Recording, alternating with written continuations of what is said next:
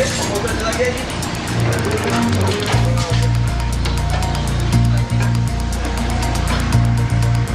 a cuisine that's played second fiddle for too long.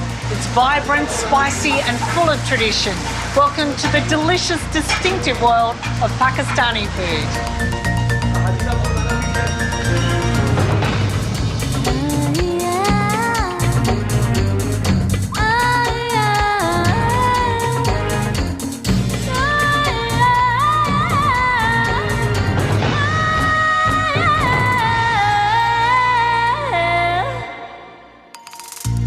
Join our food safari to learn how to make a classic biryani. The easiest steamed dumplings full of flavour with dal, succulent tandoori chicken and a delicious carrot halwa.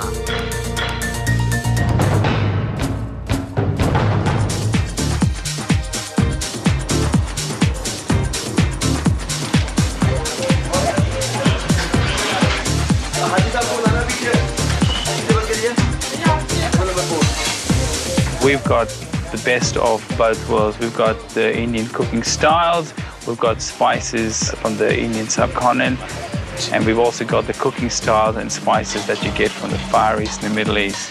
So quite distinct. It is very distinct. And how good is it? Fantastic. I love it.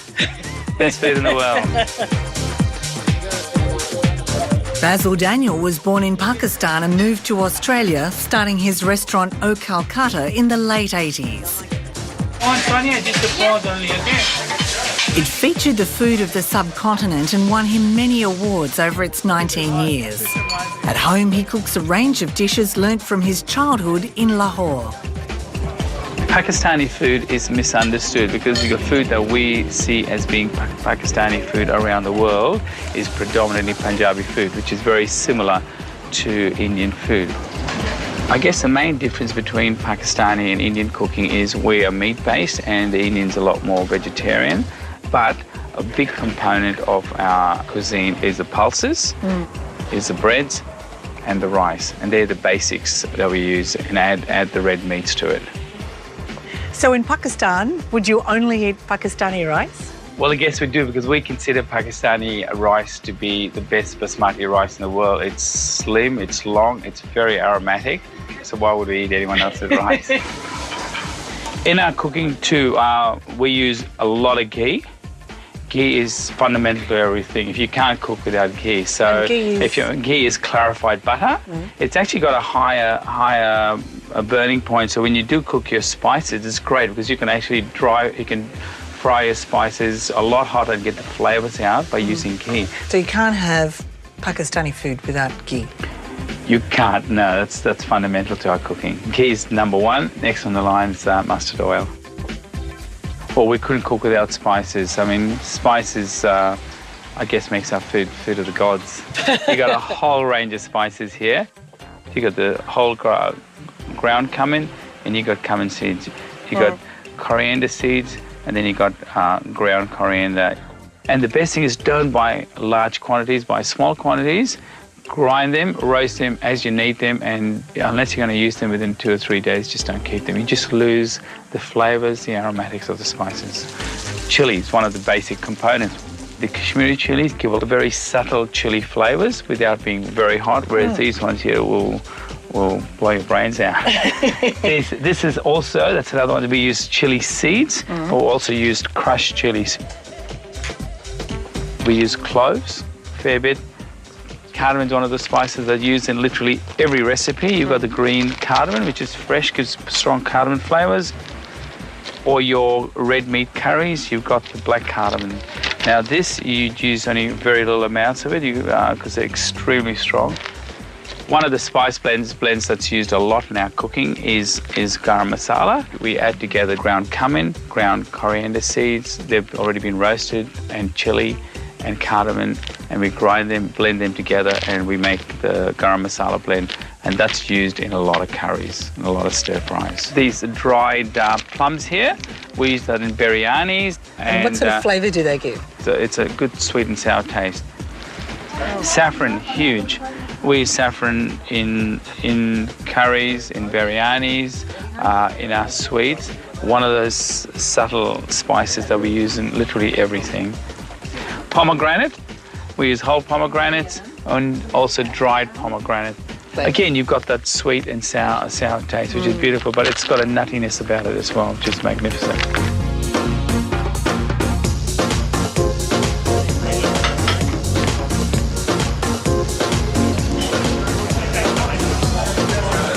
One of the indicators of a really good restaurant is that it's packed with people who really know the food. The big draw card here for Pakistani expats and locals is a slow-cooked dish called halim, king of curry.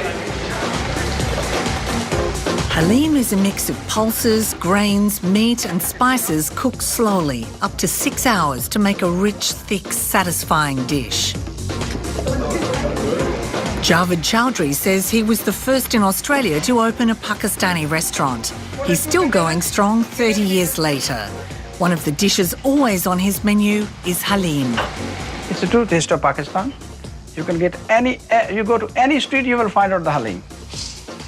Javed combines chana dal, barley, urad dal, red lentils and mung dal and leaves them to soak overnight. Yes. I'm going to wash first.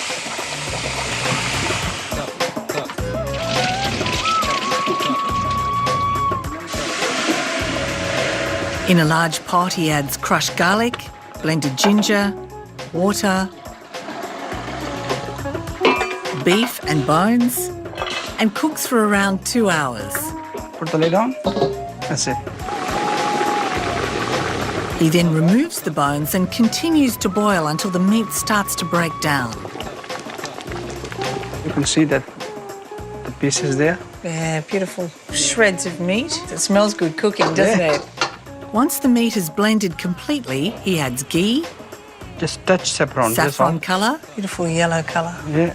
ground fenugreek, 2 spoons of that. salt, Now you can give me coriander, please. coriander powder, cumin powder, curry powder mixed with dried curry leaves, and a spice blend called chat masala, which is hot and tangy with dried mango powder and ginger. He then adds fried onion. No, I shouldn't use the big spoon. Ah. Does that double as a polo mallet? Yeah.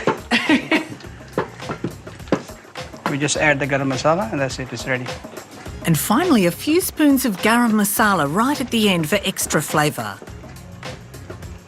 Here we go, it's ready.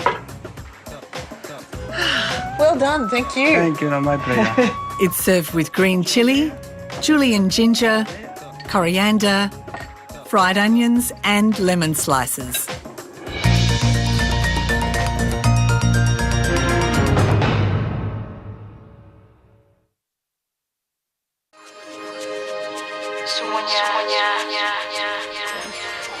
The queen of dishes is the impressive biryani.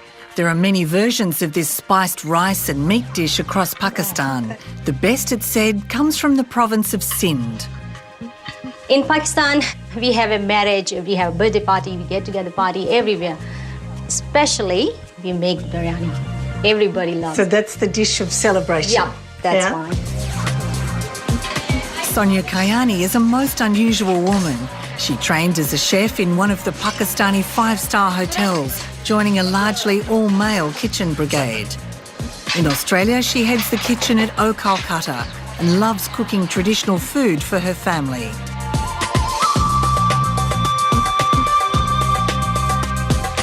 Sonia cooks sliced onions until they're translucent. Adds the goat meat, which has been cut into cubes, minced ginger and garlic,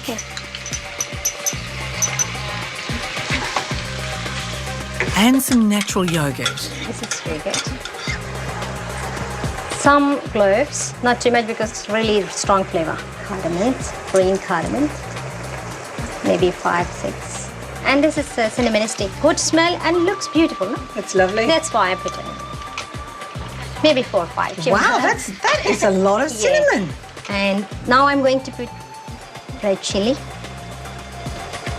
turmeric, paprika, some bay leaves, crushed cardamom. This is cumin powder. And this is coriander powder. Cumin seeds whole and black pepper. This is black cardamom, but this is really strong flavor. So you cannot use too much, just 2 or 3, that's it. This is dry plums. Dried plums. Yeah, and this is specially we use in biryani. So sour and sweet at the same time.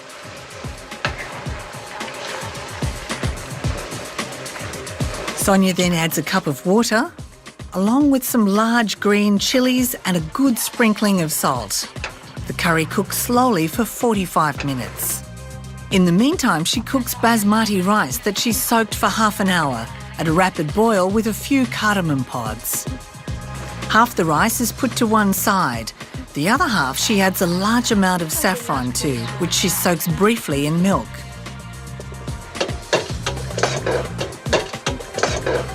You have to show the yellow color. And you have to show the saffron as well. And you can see here, you can see, it's ready now. And this is tomato, coriander, mint, and green chili. I have to cook this 5 to 10 minutes. Look, so nice rice. It does, and it smells really lovely with the cardamom in it too. You feel hungry? Absolutely. Oh, my mouth's all watering. Following the layer of goat curry, she adds a layer of the saffron rice, handfuls of fresh mint leaves, chopped tomato and green chilli. Then studs the lot with boiled potato, another layer of plain rice, saffron rice, and onion rings fried to dark brown and caramelised. Then more mint, tomatoes and chilli. Garnishing. And this is sultanas. Some almonds, walnuts and cashews. God, that is amazing. This is ready now. Really? And yeah. And you serve straight away? Yeah, we can serve straight away. Oh. Kacambar, red onions and vinegar, some lettuce as well. And this is mint sauce. Yogurt, mint and cumin and just a little bit salt.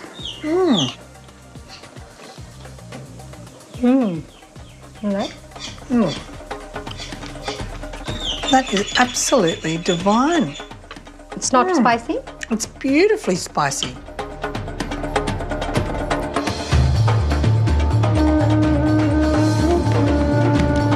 Pakistan is the birthplace of the tandoor, the cylindrical clay oven that spread from the Punjab region to Central Asia and across the Middle East. The intense heat is perfect to cook any meat and seafood, and the sides of the oven are where the flatbreads are cooked. Pakistan's divided into those who like bread with their meal and those who like rice. And if you have a tandoor, the bread that comes from it, crispy on the bottom, soft on the top, is the best thing in the world. That's true. That's true. The two main types of bread are roti and naan. Roti is an unleavened water-based bread, while naan is made with yeast and usually has milk or yogurt added to give it a richer consistency. For those who eat with bread, there's only one way to enjoy a Pakistani feast, and it's without knives and forks. Legendary fast bowler Waqar Younis, who now lives in Australia, loves eating with his hands. It's nice, isn't it? That's good.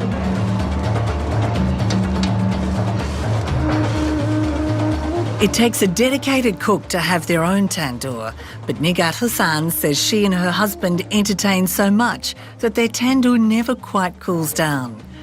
The Aussie Pakistani community prize an invite so they can enjoy her tandoori chicken with mint sauce. If you're not lucky enough to have a tandoori oven, what's the next best thing? Ordinary oven. Really? Yeah, ordinary oven, just like, but turn it all right. Yeah? So an oven version compared to a tandoor version is how good? Oh, you say 70% is all right.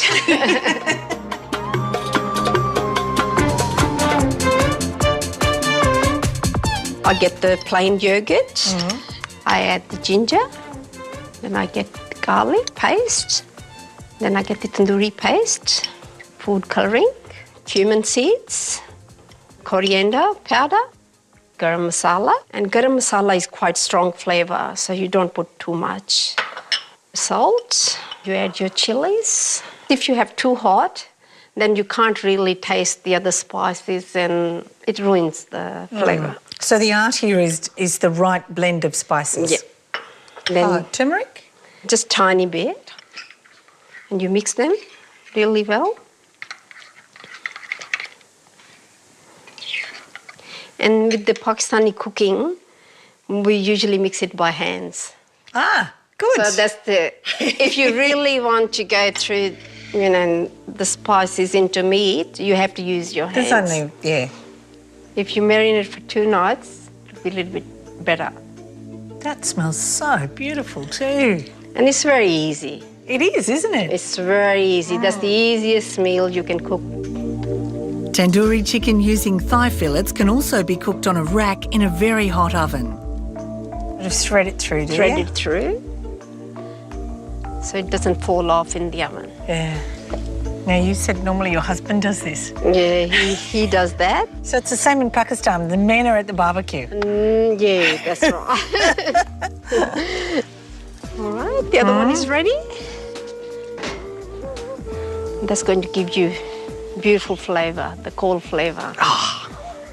And it's really nice and healthy because you're not using any oils. You just have to turn it around a little bit. All right, that's ready. That looks so amazing, doesn't it? That's one bit. Ooh.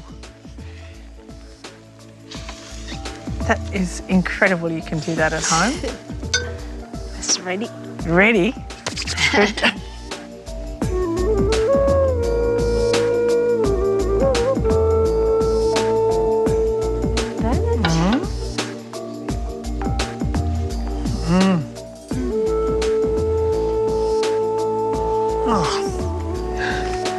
That is so much better than any tandoori chicken I've ever had.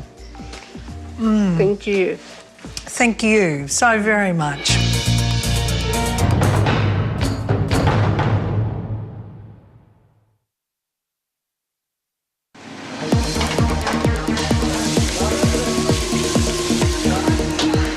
There's very little food available in restaurants from the remote northwest frontier of Pakistan, the provinces of Baluchistan and Sindh. But Basil Daniel remembers the delicious little dumplings from the region from street stalls as he was growing up, and now whips them up for parties. Easy to throw together, easy to make, and people love it.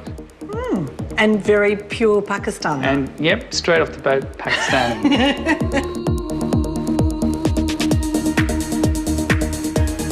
Just a tad bit of oil, not too much. Vegetable? Vegetable oil. If you had ghee, ghee would be the traditional thing to do. Next, I'll add the mince and brown the mince. I'm just waiting for the water to reduce a bit, and I'll add the onions, and we'll brown the onions. Add the garlic, salt, and I've got the ground coriander, ground cumin, a little bit of chili. It's really important that the spices cook, otherwise you get just that yucky raw spice taste.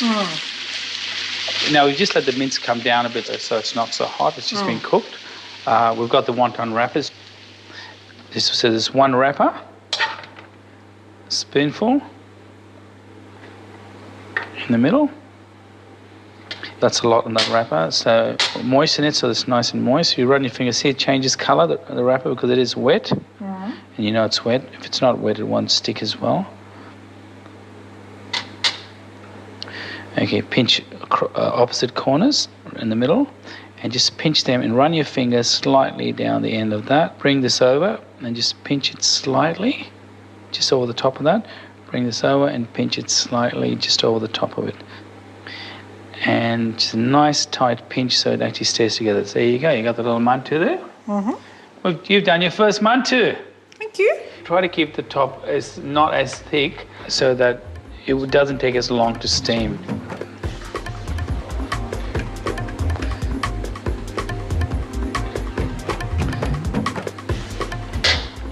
So what we do is we will place them gently, not touching, in the steamer, and we'll leave them for about 10 minutes to steam.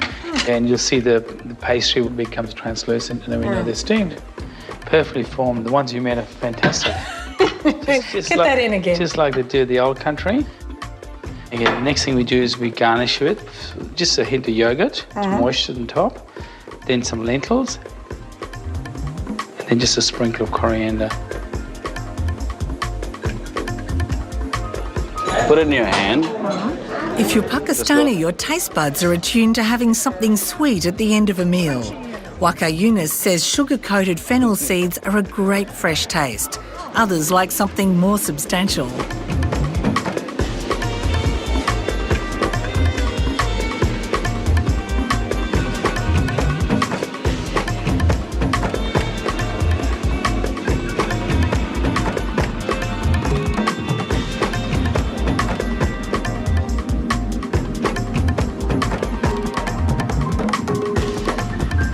Samara Chima learned how to make carrot halva, but says her mum's is still better.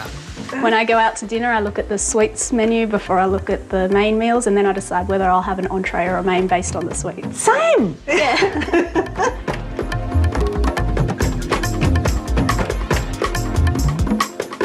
You grate the carrots and you place them in a steam lock bag and microwave them for 10 minutes.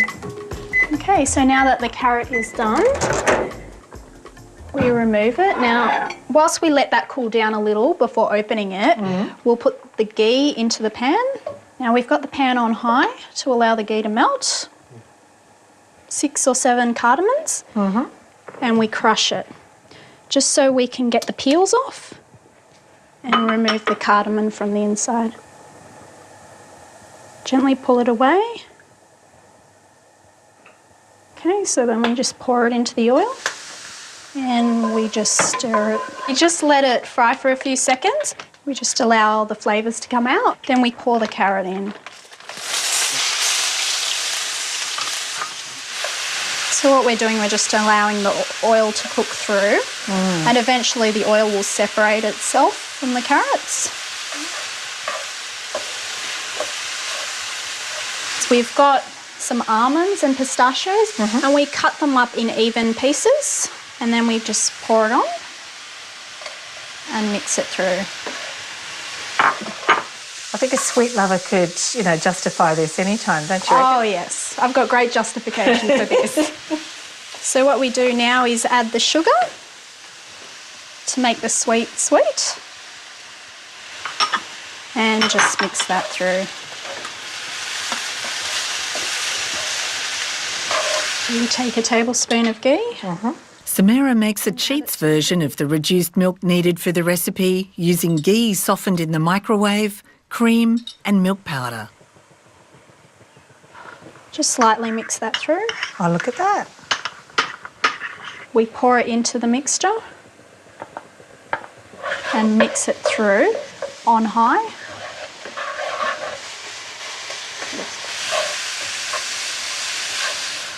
We serve it hot. So we just pour it in. And lastly, what we do, we just sprinkle some cut up almonds and pistachios. Smells so beautiful. So you eat it at this temperature? Best served warm. Oh, good.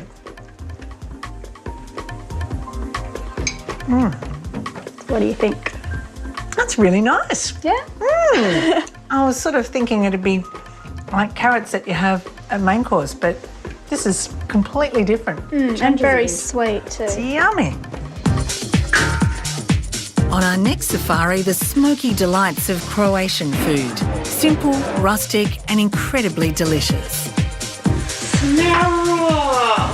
What? Because one can experience it for the whole thing. You gave me this whole thing.